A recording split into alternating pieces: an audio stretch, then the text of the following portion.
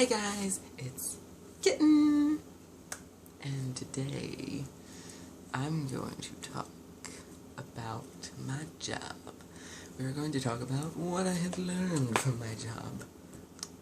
For those of you who don't know, I am a security guard.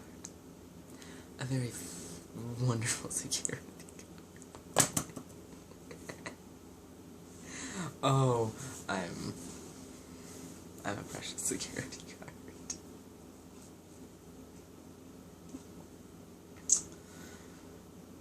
And now that is how my job as a security guard has shown me things about life that I haven't known, that I didn't know before. Because before, I was sheltered for 18.5 years, and for the last 3 months I have been out, and for the last, I think, month, if not month and a half, I have had a job as a security guard. I can start by telling you that people who are drunk are lovely. By lovely, I mean constantly mistake me for a girl, and then ask me if I know where I can get, where they can go get hookers, basically, where they're like, do you know where I can go bang girls? And I'm like, oh, okay, let me tell the full story. Basically what happened, I think it was my third night on the job. I believe so, my third night on the job. This guy, I'm guarding a gate. My job is there's a gate right here in front of me that no one's allowed to get through. That I'm not allowed in, no one's allowed in, no one's allowed out. It's locked. The exit is on the full other side of the fairgrounds. And this guy on his motorcycle comes up. He's super drunk, and he's like, can I get out from here? And I'm like, no, sir. And he's like, oh, okay. Do you know where to get any good pussy around here? And I'm like, what did he just, like, what did he just say to me? And I'm like, no, sir, I don't. He's like, oh, okay. Are you a girl? And I'm like, oh, because I know that is a very dangerous question. Of course, I'm like, and then immediately he's like, oh, wait, you're a boy, right? And I'm like, yes. And then he's like, oh, okay, and he's like, where's the exit? Or he starts to turn around, and he's like, where's the exit? I'm like, other side of the field. And he's like, great. And I'm like, great, he's left.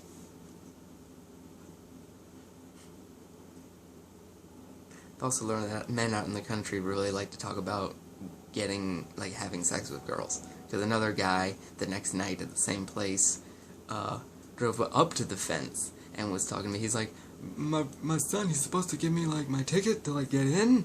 And I'm like, okay, well, I can't let you in. And he's like, okay, cool. And so he calls up his son and tells him to come to the gate, which his son never did. I feel like he was just waiting for me to open the gate. But he was like, you know, if you join the Navy, you'll get a lot of vagina. And I'm like,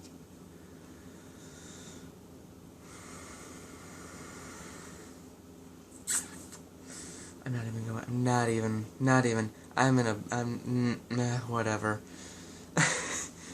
I don't want that, but whatever.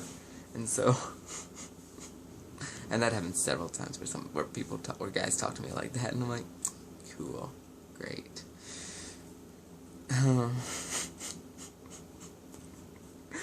It's just the most awkward thing in the world. It really is.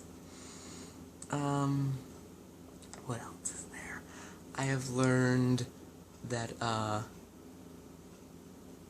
staying up for 24 hours is really hard. Staying up for more than 24 hours is really hard. Because my first couple of days, I did not get much rest, and I was pretty much waking up at, like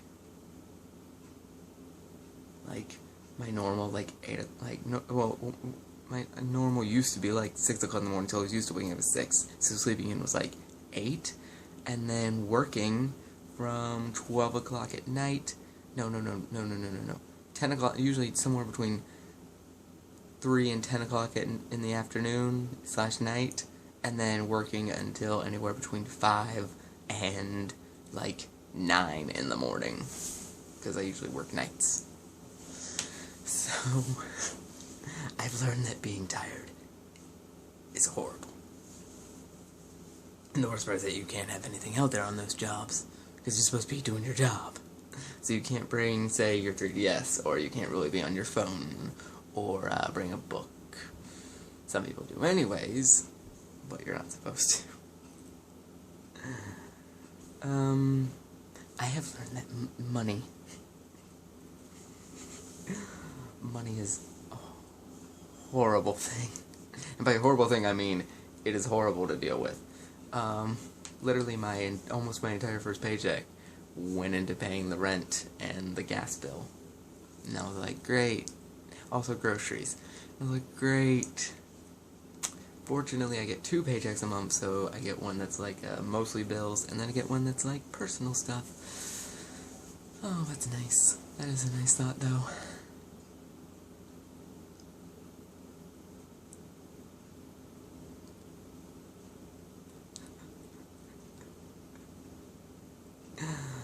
Oh. I have learned also that no matter how good of a job you do as a security guard, they're going to complain. Even when it's totally their fault. For example, we worked a club, and everyone had jobs. A guy and our supervisor and a female co-worker of mine were working the front door. He was outside, she was inside, making sure the door stayed closed, making sure the door stayed closed, making sure that he didn't get hurt out there, and making sure that he got back up if he could via calling the police, because we were understaffed. Because another coworker of ours was was away from the entrance and over here, and there's a wall and then a stage, and he was watching the crowd and making sure people weren't getting on the stage.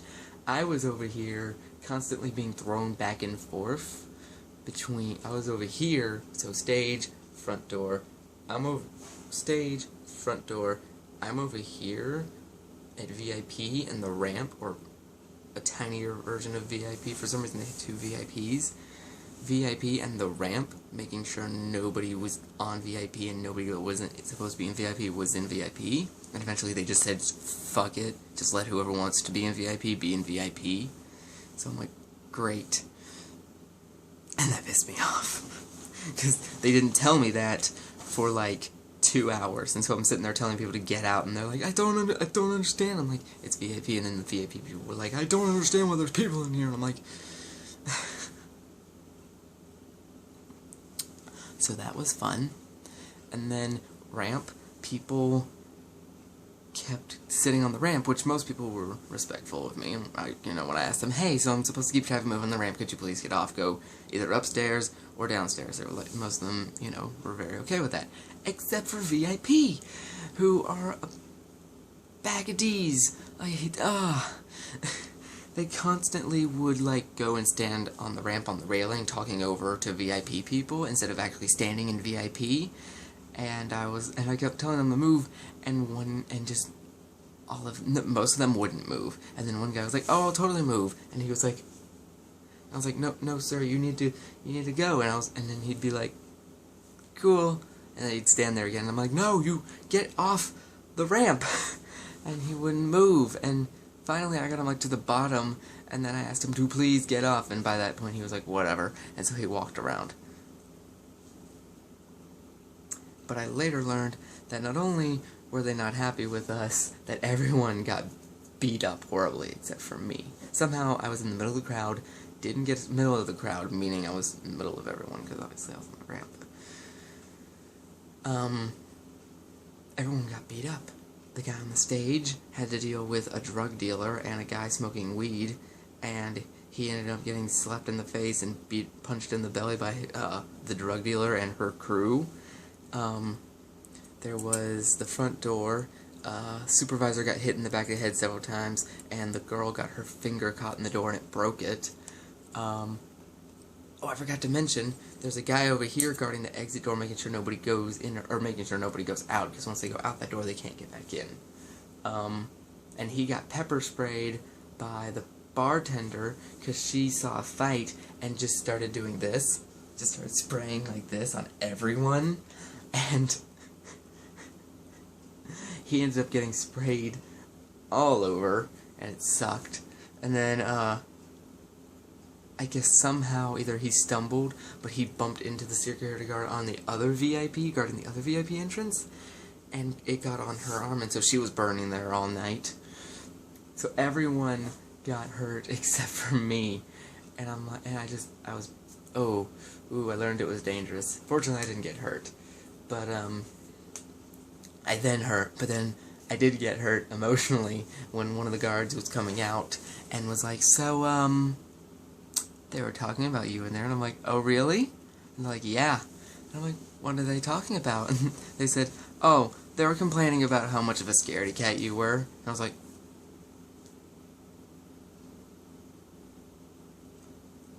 are you kidding me? Like, are you kidding me? And I'm gonna guess that only comes from the fact that multiple times I asked the management when they were coming back to, please tell this person to move, because they're not listening to me. Which I don't see how that's fear, but I guess they were just complaining to complain about something. So, hopefully they were just complaining to complain about something, because that was not being a scaredy cat. But they did not like us. Also, they had us over capacity by almost 3 times. Almost 3 times. The first group that came in was over capacity by like about 20, 30 people.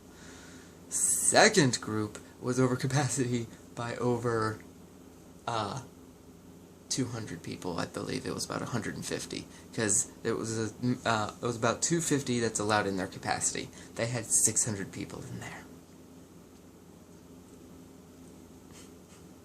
So yeah.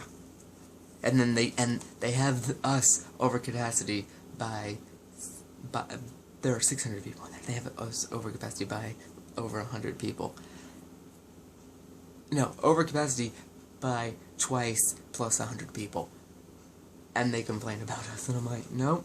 Also, we had to be escorted to the back of the place to our car after work, because one of the people in the drug dealers group threatened the guy on the stage that he was going to shoot us. Also, there were guns shot in the back, like shot off in the back, like behind the club, and some guys got arrested. So from that, I've learned that the world is quite dangerous. But all in all, it's a pretty good job. I've met some good people. I've learned some good things. I have learned that the world is dangerous, but I've also learned that the world is quite lovely. Quite more interesting than being locked up in a bedroom. Yeah. Well, that's all I've had to say for today. Thank you for watching, and I will see you guys again some other time. Bye-bye.